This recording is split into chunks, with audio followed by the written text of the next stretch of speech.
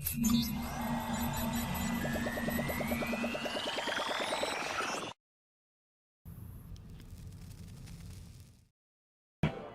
Assalamualaikum warahmatullahi wabarakatuh dan selamat pagi. Apa khabar tuan-tuan dan puan-puan yang berada di rumah, mungkin berada di tempat masing-masing hari ini, mungkin di kampung dan sebagainya. Tapi insya-Allah bersyukur kita kepada Allah Subhanahu Wa Taala kerana Allah mengkurniakan kita lagi rezeki, nikmat kesihatan dan juga kebahagiaan untuk kita bersama dengan keluarga kita sehingga hari ini. Okey, alhamdulillah, dan juga hari ini juga saya pun bersyukur dan berkasih kepada Allah Subhanahu Wa Taala kerana mampu lagi untuk berkongsi kebaikan kepada tuan-tuan dan puan yang berada di rumah untuk sama-sama kita belajar dan teruskan kelas HIT kita walau apa pun terjadi, insya-Allah. Okey, so tajuk kita pada hari ini adalah jenis-jenis produk hartanah anda.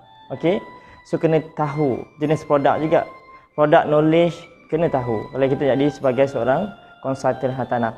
Okey, sebelum tu boleh tak kita start dulu dengan kita punya tepukan semangat. Kita nak kena ada tepukan clapping semangat.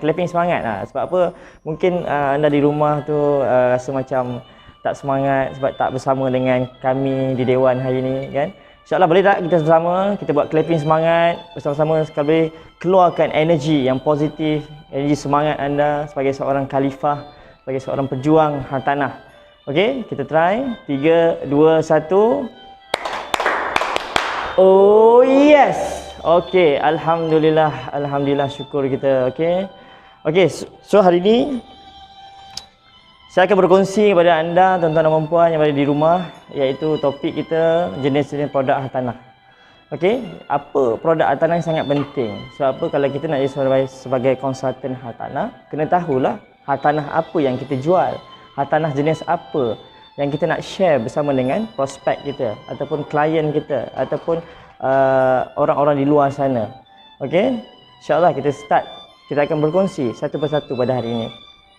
Okey, jenis hartanah adalah salah satu asas, perkara yang paling asas yang perlu anda tahu sebelum anda terokai bidang kerjaya sebagai konsultan hartanah ataupun ejen hartanah. Bila sebut sebagai ejen hartanah mesti kena tahu jenis hartanah. Apa itu jenis hartanah yang ada?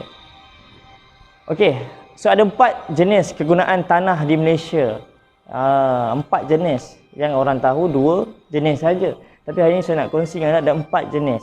Yang pertama adalah residential. Residential ini digunakan adalah untuk tujuan kediaman.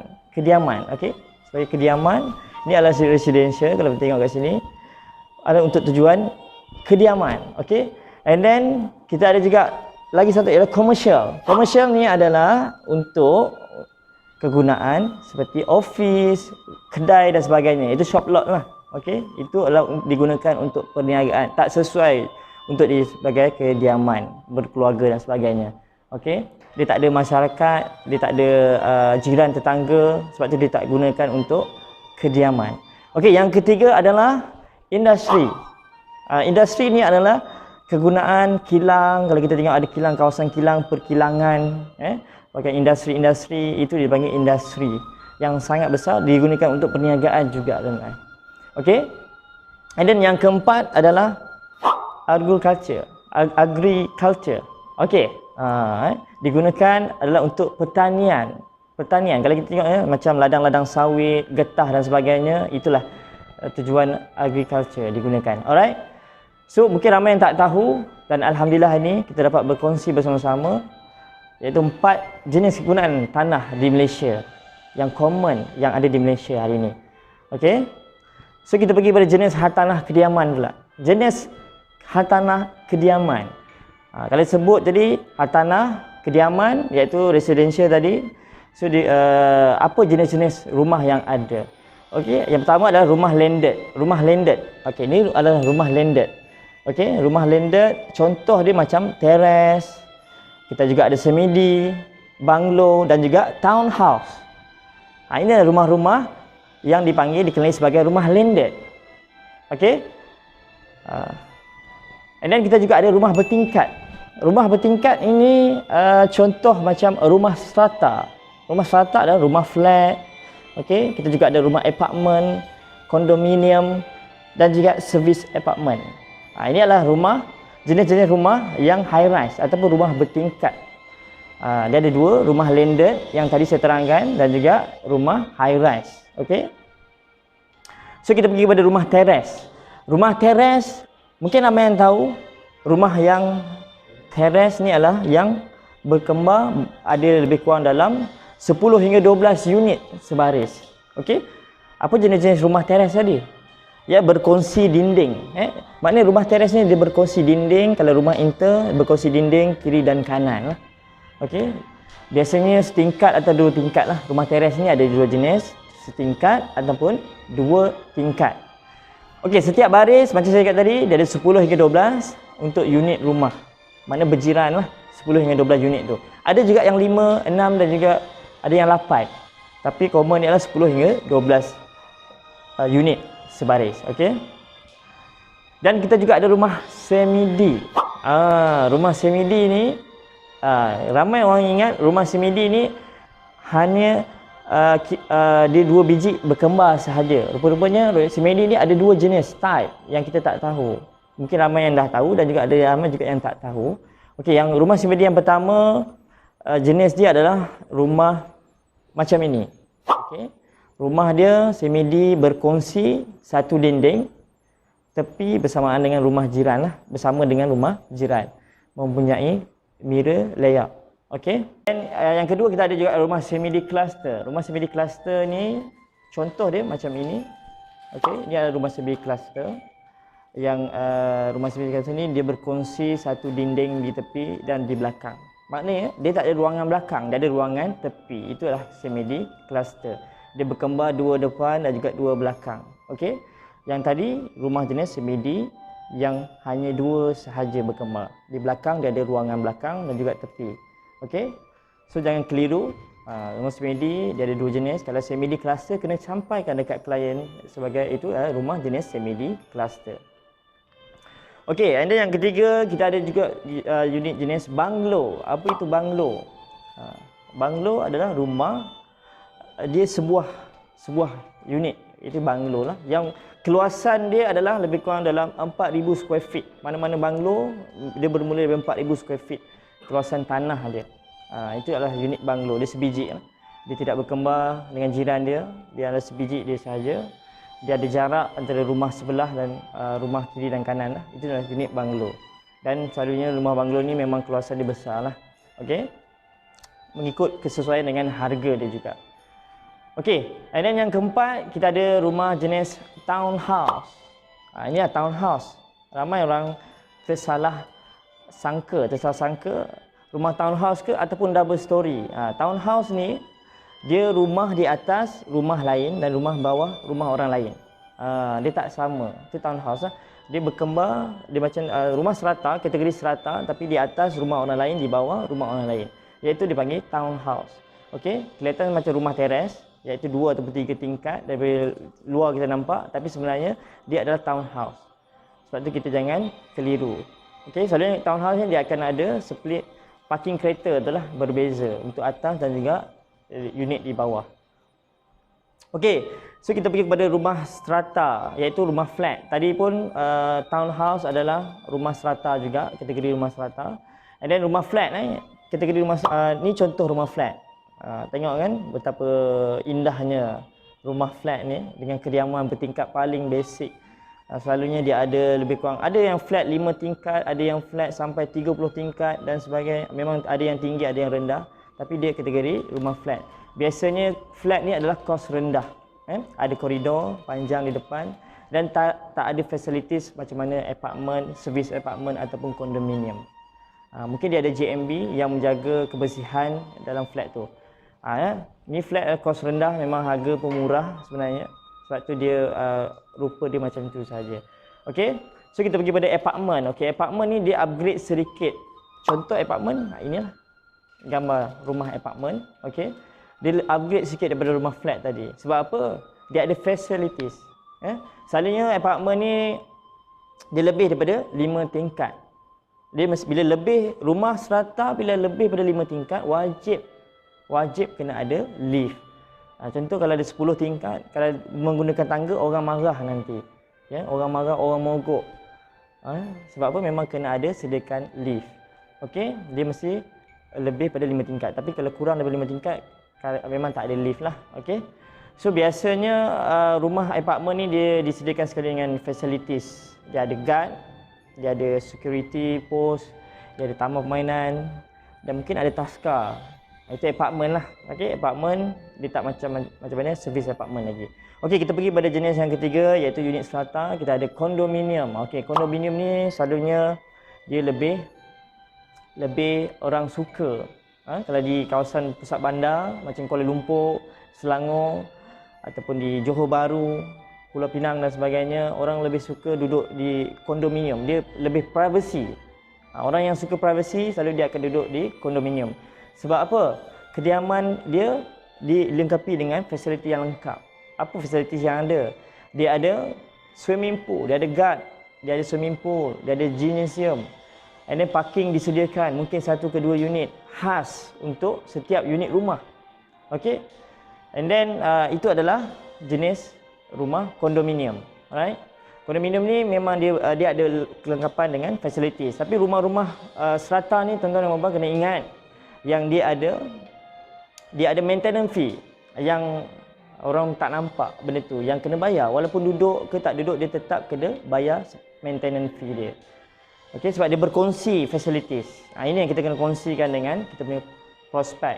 Kalau kenapa dia nak beli bezanya landed dan juga beli high rise. Okey. And then yang kelima adalah service apartment. Service apartment dia selalunya ada di pusat bandar lah. Kebanyakan service apartment ni di kawasan pusat-pusat bandar. Sebab kediaman dia bertingkat juga. Dia ada macam lebih kurang macam mana kondominium tadi. Cuma di bawah dia ada commercial. Commercial ni adalah shop lot, office dan sebagainya. Okey, dia pun ada utility dia, air dan elektrik pun lebih mahal lah. Sebab apa? Dikawal ataupun oleh JMB yang menjaga bangunan tu. Itu panggil sebagai service apartment. Okey, selalunya service apartment ni kebanyakan yang unit-unit Soho, unit-unit studio, itu adalah servis apartmen yang boleh inilah. Alright, so kita kembali kepada status tanah. Bila tadi kita dah tahu jenis-jenis kediaman, jenis-jenis hartanah di Malaysia dan juga jenis-jenis kediaman, hari ini dan yang ketiga adalah saya nak berkongsi pada tuan-tuan dan puan iaitu status tanah. Bila dah tahu adanya hartanah, mesti kena ada status dia. Apa status yang kerajaan tetapkan, okey, untuk status tanah tu tadi. Okey, yang pertama kita ada freehold. Okey, anda tuan-tuan dan puan yang berada di rumah masih lagi melihat saya ke? Kalau masih lagi melihat dan mendengar saya, boleh tak kita pagi? Okey, alhamdulillah, jangan terkejut lalu terkentut. Okey? Tak apa, sebab tuan-tuan dan puan duduk di dalam bilik belajar dan mendengar dengan penuh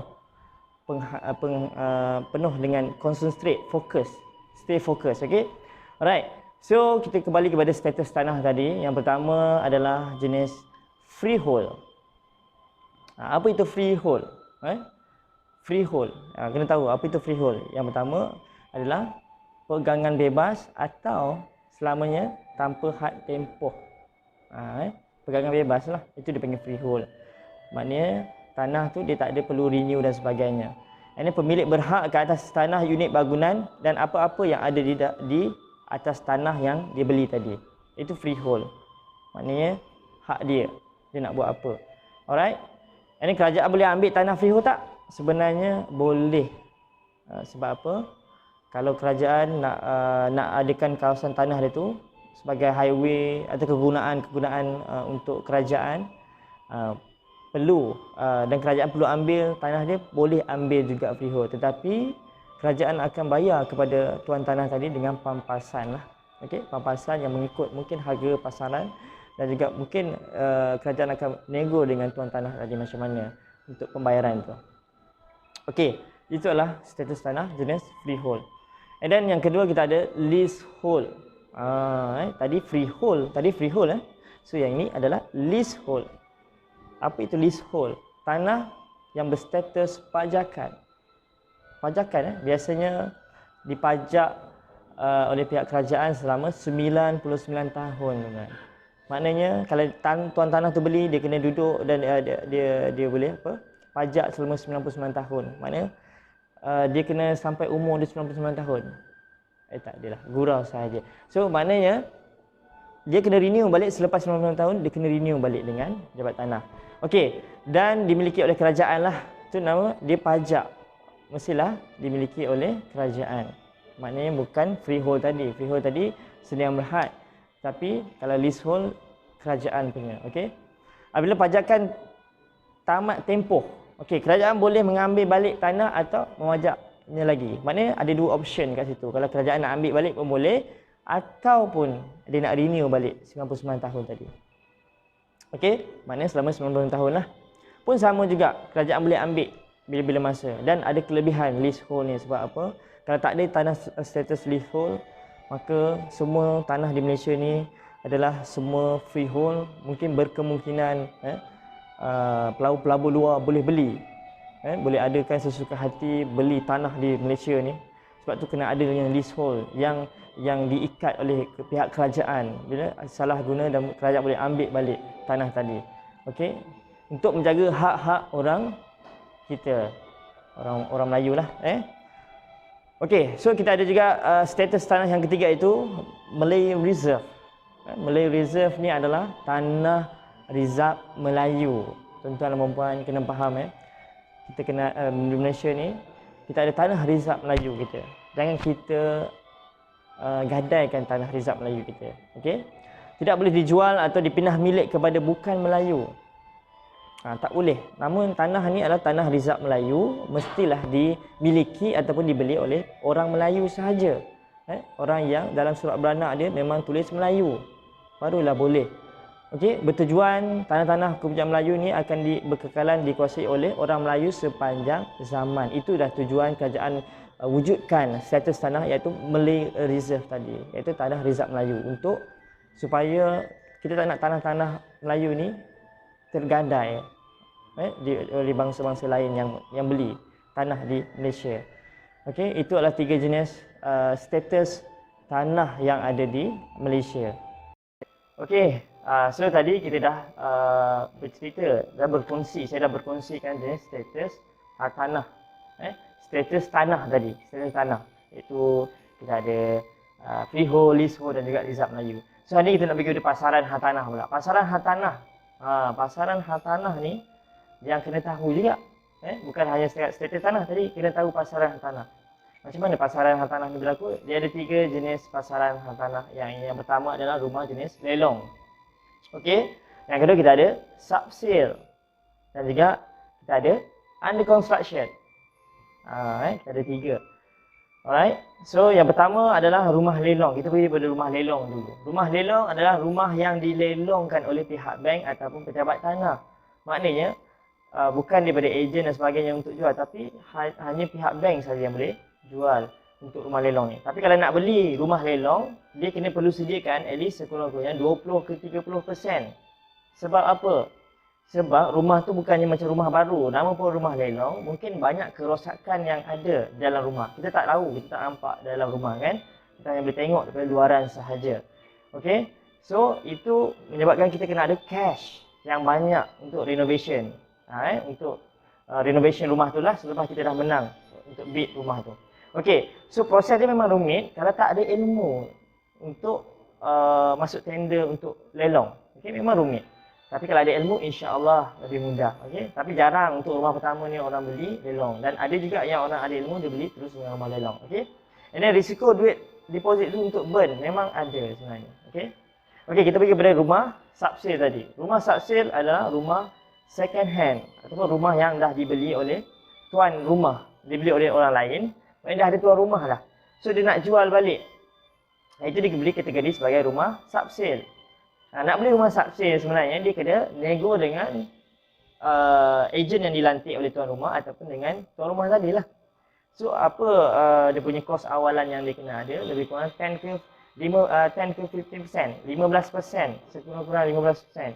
Okey, untuk sediakan 10% dan juga 50% untuk guaman. Okey. So kita kena nego sehabis baik dengan tuan rumah. Kadang-kadang tuan rumah okey lah. Kalau yang tak okey, dia ikut harga market juga dia nak jual. Okey. So kita boleh check rumah. Maknanya kita boleh masuk dalam rumah, tengok rumah dia, tengok bilik dalam rumah dia, tengok apa yang perabot-perabot yang ada mungkin tuan rumah nak bagi. Itu adalah rumah subsale. Dia berbeza dengan rumah lelong tadi. Kita tak boleh masuk tengok dalam rumah. Okey, yang ketiga adalah rumah under construction, iaitu rumah baru dalam pembinaan lah. Rumah baru dalam pembinaan, projek-projek baru yang masih dalam pembinaan tapi dah boleh dijual. Okey. So, kos awalan dia lebih rendah. Sebab apa? Kebanyakan ahli pemaju tawarkan dengan zero deposit, free guaman, free booking. So, tak perlu, hanya berkelayakan sahaja untuk kita proses pinjaman sampai lulus pinjaman. Okey, untuk penyewa awam.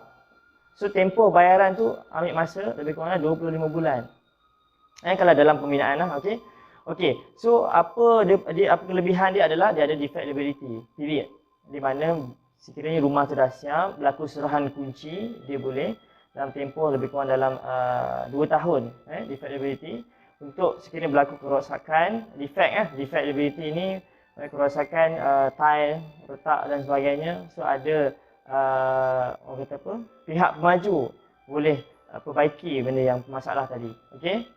Okey, and then risiko projek terbengkalai tu memang ada. Sebab tu kita kena kaji, kena melihat track record pemaju-pemaju yang kita nak beli rumah tu, projek tu. Mesti dah dia pemaju yang ada SOP dan sebagainya. Dan dia mesti wujudnya office dan sales gallery. Dan dia pemaju ni ada daftar di bawah, KPKT dan sebagainya. Okey. And then proses dia lebih mudah kalau kita lantik berusaha dengan ejen dan sebagainya. Ejen yang akan uruskan sampai berlaku kelulusan. Alright. Itu adalah 3 jenis pasaran hartanah, lelong, subsale dan juga under construction. So kita pergi kepada, okey, ada tak soalan setakat ni? Kalau ada soalan, boleh sekejap lagi kita akan ada sesi live bersama dengan saya. So tuan-tuan dan puan yang ada di rumah boleh bertanyakan soalan apa sepanjang saya berkongsi tadi. Kalau ada yang tak faham dan ada untuk benda yang nak menjadi tanya-tanya, boleh tanya dalam sesi live saya sekejap lagi. Okey? So, sebelum saya akhiri saya punya tajuk pada hari ini, boleh tak kita semangat lagi sekali. Kita clapping semangat. Okey, sekejap lagi kita nak jumpa dekat live insya-Allah. Okey, kita try 3 2 1. Oh yes. Alright, jumpa anda sekejap lagi.